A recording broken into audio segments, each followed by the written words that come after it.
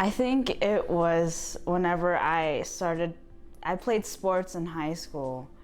I played and then I also played sports in college. And I think working through the mechanics as someone whose body isn't similar to the average person made me think a lot about biomechanics, and that's how I got interested in movement.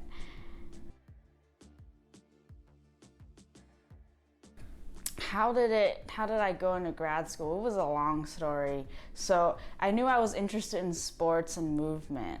So then I joined a lab that was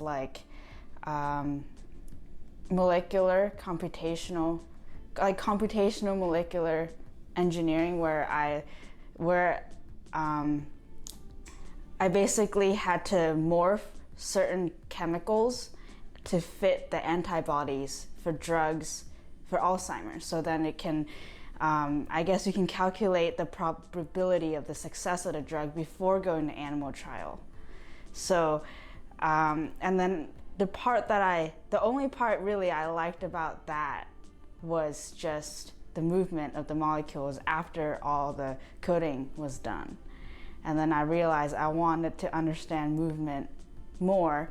And then I thought about how I was interested in sports in high school, and there's a complete new field for that, or not new field, a whole separate field for biomechanics, and that's how I got interested in grad school. And I also volunteered as a student volunteer for the UCI athletics department.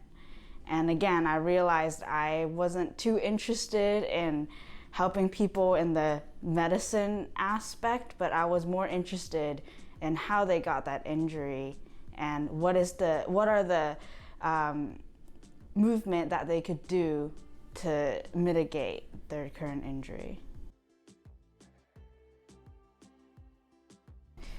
I would recommend any undergrad, even if you don't think you're interested in academia or grad school, just to join a lab and see how it is. Because I'm a first generation college student, so when I came to college, I barely understood the concept of what a major is, since in high school you don't have majors.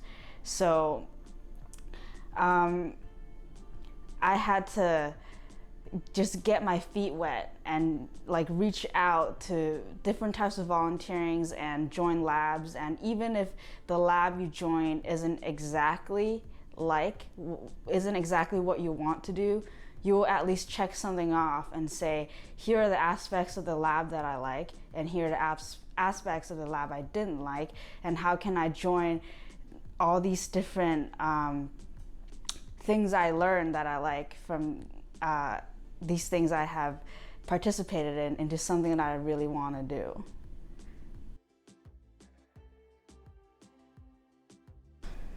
The thing I would change or do differently is probably be more assertive as an undergrad, to have my own project.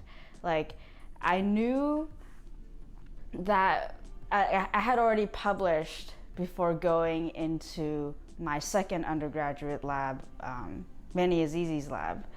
And I knew and from my experience from my, the computational lab, I didn't want to work necessarily under a graduate student the whole time. I knew that, but I didn't apply it. I didn't go in a lab saying, here's my idea, what do you think? I waited too long to ask that, and then I just had to graduate. So that's what I would have done differently.